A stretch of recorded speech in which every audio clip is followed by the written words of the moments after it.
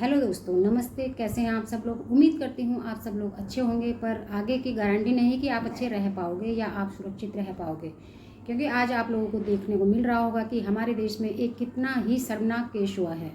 जो ये मणिपुर का केस है, आप लोग जानते ही होंगे, किसी ने सुनी होगी, बहुत से लोग ऐसे भी होंगे जिन्हें कि इस केस के बारे में पता ना हो। ये केस आज का नया नहीं है, ये केस बहुत पुराना है, पर ये जनता के सामने अभी ही आया है कुछ दिनों में। ये कम से कम मई 3 या 4 तारीख का केस है फ्रेंड्स, जिसमें हम जो औरत जाती है उनके साथ बहुत ही बदसलूकी की गई है। 3 औरतों को सड़क पर नग्न परेड का मतलब आप समझ सकते होंगे कि क्या होता है। नग्न परेड मीन्स नंगा करके, पूरा उन्हें निवस्त्र करके रास्ते में चलाया गया है। उनके साथ बदसलूकी की गई है, किसी के साथ रेप हुआ है और किसी के साथ छेड़छाड़ हुई है। छेड़छाड़ तो बहुत अलग होगी, जब उन्हें बिल्कुल ही निवस्त्र करके अगर सड़क पर चलने के लिए मजबूर कर दिया है, तो उससे बड़ी बेइज्जती कुछ नहीं है दोस्तों हमारे लिए। हम लोग अपने लिए ही सिर्फ आवाज़ क्यों उठाएं? बहुत से लोग मेरे लिए सवाल करते हैं कि तुझे ये सब बोलकर क्या मिल जाएगा, तू ये सब क्यों बोलती है? तो क्या हम इंतज़ार करें कि हमारे परिवार के साथ कब ऐसा हो और कब हम अपनी आवाज़ को उठाएं? नहीं। अगर सब यही सोचेंगे तो फिर तो दिन प्रतिदिन जो है कि केस बढ़ते ही जाएंगे और इस तरह की दरिंदगी हमारे किसी भी भाई, किसी भी बहन, माँ, बेटी के साथ हो सकती है। चाहे वो किसी की भी माँ बेटी हो, तो उसी तरह हम सभी के घरों में माँ बेटी बहन सब हैं। तो बहुत से लोग कहते हैं कि हम क्यों बोलें किसी के बीच में, हमें क्या मतलब किसी से? तो क्या सब तभी आवाज़ उठाएंगे जब अपने घर के बहन बेटियों पे ये चीज़ आएगी? तो इसीलिए आप लोगों से सभी से निवेदन है मेरा कि आप लोग इन चीज़ों पे अपनी बात को रखिए। आप लोग क्या क्या कहना चाहते हैं करिए, ये मत सोचिए कि मुझे इस चीज़ से क्या मतलब है। बहुत से लोग कहते हैं कि हमें इस चीज़ से क्या मतलब है। हमारे एक सैनिक हैं, भीम जी हैं, जिनका नाम शायद, मैं उनका सम्मान करती हूँ। उन्होंने सीमा हैदर केस में भी अपने आप को बहुत अच्छे से प्रस्तुत किया उसके बारे में कि तभी भी कई, मैंने भी उसमें 1-2 स्पीच कही हैं, पर लोगों ने मुझे, किसी ने अच्छा कहा, किसी ने कहा कि इसे क्या मतलब है, इसे क्या मिल रहा है। कहने को ज़रूरी नहीं है साथियों कि जहाँ पर हमें 2 पैसों का फ़ायदा हो, हम वहीं पर ही अपनी बातों को कहें। कभी कभी हमें अपने मन के क्रोध को करने के लिए, या किसी हमारी कोई कही हुई बात किसी तक पहुँचे और उस पर उसका असर होए, हमें बिना फ़ायदे के भी कहीं पर कुछ चीज़ कर लेना चाहिए। तो जो हमारे जो एक फौजी भाई हैं, उन्होंने बहुत ही आक्रोश में अपनी मन की बात को कहा है, और नेता, जितने भी नेता राजनेता लोग हैं, सभी पर अपना गुस्सा निकाला है। तो वैसे राजनीति के बारे में कहूँ तो राजनीति भी एक बहुत बड़ी बात है इसमें, कि मणिपुर में 2 महीने या 2-2.5 महीने पहले का ये केस है, तो अभी तक ये केस मीडिया के सामने और जनता के सामने क्यों नहीं आया? कम से कम 2.5-3 महीने का केस है, और ये अब जाकर जनता और मीडिया के बीच में आ रहा है। वहाँ के जो श्री मुख्यमंत्री जी हैं, एन बीरेन जी, उन्होंने इस केस में कहा कि ऐसे केस तो होते रहते हैं, सैकड़ों केस ऐसे होते हैं। तो क्या हम इंतज़ार करते रहें कि उन सैकड़ों केसों की गिनती को और आगे बढ़ाएं इन केसों के लिए? मतलब और इंतज़ार करें कि इनकी गिनती बढ़ती जाए? तो अगर यही सैकड़ों केस उनके घर की बहू बेटी किसी पे भी होता, तो तभी भी वो यही कहते कि ये सैकड़ों केस की बात है, तब वो इस बात के लिए कोई भी उम्दा कदम ना उठाते क्या? हमारे मुख्यमंत्री हैं वहाँ के, जो एन बीरेन, उनकी ये लाइनें हैं। तो उनसे भी जनता उन पे भी बहुत क्रोध है, आक्रोश है उनके प्रति जनता के बीच में, और वो इस्तीफ़ा देने की बात कर रहे थे। तो इस्तीफ़ा देने से इन समस्याओं का हल नहीं होगा। ये सभी लोगों के लिए बात है कि अपनी आवाज़ को उठाएं। जितने भी लोग हैं, अगर जैसे हमारे प्रधानमंत्री जी हैं श्री नरेंद्र मोदी जी, उन्होंने भी इस बारे में सिर्फ 36 सेकंड की स्पीच दी है। 36 सेकंड, कम से कम 1 मिनट तो होता, उसमें तो कुछ कहते, पर नहीं। हमारे प्रधानमंत्री जी तो, उनकी तो बात ही कुछ और है। अब क्या कहें, मैं ज़्यादा बोलूँगी तो लोग बोलेंगे कि ये क्यों बोल रही है, इसे क्या फ़ायदा है, इसे क्या मिल रहा होगा। मुझे राजनीति से कोई मतलब नहीं है, मैं ना राजनीति में ज़्यादा इंटरेस्ट रखती हूँ और ना मुझे राजनीति से कुछ मतलब है, चाहे वो बीजेपी हो और कांग्रेस हो या अन्य कोई भी पार्टी हो, हमें उस चीज़ से कोई मतलब नहीं है। हमें मतलब है तो सिर्फ अपने भारत की माँ बेटियों, बहन बहुओं की सुरक्षा की। हम लोगों को सुरक्षा कब मिलेगी? हमारे मुख्यमंत्री जी हमारे प्रधानमंत्री जी कहते थे कि हमारे भारत की नारियां सब सुरक्षित हैं, वह रात को 12 बजे भी सड़कों पर निकल सकती हैं। आप 12 बजे की बात कर रहे हैं नरेंद्र मोदी जी। ये घटना हुई है नग्न परेड की, ये तो दिन की 11 बजे की घटना है। तो जब दिन के 11 बजे हम लोग सुरक्षित नहीं हैं अपने ही देश में, तो रात के 12 बजे की हम क्या बात करें, बताइए आप। तो ये मुद्दा जो है बहुत ही घिनौना है भारत के लिए, एक तमाचा है ये हमारे सब पे, हमारी इज्जत पे, औरतों की इज्जत पे। तो हमारी इज्जत कब सुरक्षित होगी, ये मैं आप लोगों से सवाल कर रही हूँ। और आप लोग भी इस पर अपना सवाल बताइए कि क्या है। चुप्पी बांध कर मत रहिए घर पे कि हमें कोई मतलब नहीं है, हमें इस केस से क्या मतलब है। ये तो मणिपुर का है, मणिपुर भी हमारे ही भारत का एक हिस्सा है। आप लोग जानते होंगे कि मणिपुर भी एक बहुत अच्छी जगह है जहाँ पर कई पढ़े लिखे लोग भी होते हैं। जैसा भी है वहाँ का अपना रहन सहन, सबके अपनी अपनी जगह का अपना अपना रहन सहन होता है। और मैं एक बात कहना चाहूँगी कि जिनके साथ ये घटना हुई है 3 लोगों के साथ, उनमें एक 20-21 साल की एकदम यंग लड़की थी बेचारी, जिसके साथ रेप केस भी हुआ है शायद। और उसमें वहाँ पर एक लड़के को भी मार दिया गया है जो उनका भाई था। उस लड़के से अपने बहनों की इज्जत ऐसे देखी नहीं गई, तो उन्होंने उसे जान से मार दिया। जो आरोपी थे उन्होंने उनसे कहा कि या तो अपने कपड़े उतारो या फिर तुम मार दिए जाओगे। तो इंसान अपनी ज़िंदगी को बचाने के लिए कुछ भी कर सकता है। उन्होंने उस वक्त अपने कपड़े खोलना ही उचित समझा।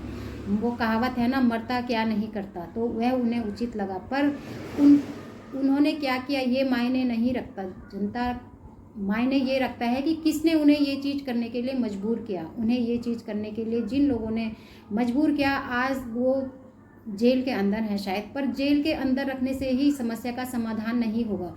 जब तक हमारे देश का कानून स्ट्रॉन्ग नहीं होगा, मजबूत नहीं होगा, तब तक ऐसे केस अभी और भी आएंगे, बहुत आएंगे। इससे भी घिनौने आ सकते हैं, कुछ भी आ सकते हैं। इसकी कोई हम तुलना नहीं कर सकते कि आगे क्या होगा या कैसा होगा। तो इसके लिए सबसे बड़ा समाधान है कि यहाँ का जो हमारा कानून है ये थोड़ा स्ट्रॉन्ग हो जाए। अगर कोई ऐसा केस करता है तो मैं तो ये कहती हूँ कि उन्हें उसी वक्त ऐसा बना दीजिए कि कभी वो दोबारा से ऐसा करने के लायक न रहें। आप मेरी बात को समझ रहे होंगे। अगर मैं खुले शब्दों में कहना चाहूँ तो अगर कोई भी ऐसा करता है तो उसे उसी वक्त नपुंसक बना दीजिए। आपको मेरी ये बात चुभ रही होगी, पर ये बहुत कटु सत्य है कि अगर ऐसा हो जाए तो पीछे से 4 लोग भी अगर कुछ करने की सोचेंगे ना ऐसे, तो वो भी 10 बार उस चीज़ पर गौर फरमाएंगे कि हम ऐसा करें या ना करें। अगर हम ऐसा करेंगे तो हमारे साथ ऐसा होगा, तो वो ये चीज़ नहीं करेंगे कभी भी, चाहे वो कोई भी हो। पर नहीं, हमारे देश का कानून बहुत हल्का है। अभी कुछ दिन पहले ये दिल्ली में केस हुआ था, जब लड़की को पत्थर से मार कर उसका सिर फोड़कर उसे मार दिया गया था। तभी भी आज वो लड़का शायद, मुझे नहीं मालूम जेल में है या बाहर है, मुझे नहीं मालूम। पर अगर उसे भी मार दिया जाता या उसे उम्र कैद हो जाती तो फिर दोबारा से कोई ऐसी घटनाओं को नहीं करता। पर नहीं, हमारे देश में क्या कहना है कि किसी की जान नहीं ले सकते। तो जान नहीं ले सकते तो ठीक है, तो फिर ये जो हमारे रेप बढ़ रहे हैं इनकी गिनतियों के लिए अपने रजिस्टर को बढ़ाइए कि कितने साल में, कितने दिन में, कितने घंटों में भारत में कितने रेप केस होते हैं। इन चीज़ को कहिए ना आप लोग, इन चीज़ों के लिए तैयार रहिए। फिर अगर कोई अपने शब्दों को नहीं बोलना चाहता, कोई कुछ नहीं बोलना चाहता डर के मारे कि हम क्यों बोलें, हमें क्या मतलब है, सब अधिकतर, मैं सबको मेरी बात बुरी लगेगी, पर मैं ये कहना चाहती हूँ कि अगर 100% में से भी 50% लोग अपनी इन चीज़ों को मानना बंद कर दें कि इसमें हमारा कोई मतलब नहीं है, हमें इससे क्या लेना, तो आदि जो हमारी इंडिया की सरकार बोलूँ या कानून बोलूँ तो शायद उसमें थोड़ा सुधार आ जाए। तो सिर्फ अपने ही मतलब से बोलूँगी, या अपने से ही मतलब रखने से थोड़ा सा बाहर आइए। और जैसे देश में किसी के साथ हो रहा है तो उनके लिए 2 शब्द बोलिए, अपने शब्द बोलिए, या उसमें अगर हम कुछ कर सकते हैं तो हमें वह करने में भी संकोच नहीं करना चाहिए। तो जो ये केस हुआ था, एक तो 21 साल की लड़की के साथ हुआ था जिसके साथ गैंग रेप हुआ, फिर दूसरी थी एक हमारी बहन बोले या दीदी बोले 42 साल की थी। तो उनकी जो हस्बैंड हैं वो शायद सेना से रिटायरमेंट हैं। तो उनके शब्दों को सुनकर मेरे तो अंदर से रूह कांप गई। उन्होंने कहा कि मैं इतना कभी कारगिल की लड़ाई में नहीं घबराया था कि जितना आज मैं अपनी ज़िंदगी को और अपने परिवार को बचाने के लिए घबरा रहा हूँ। यानी मुझे डर लग रहा है कि मैं आगे कैसे करूँगा।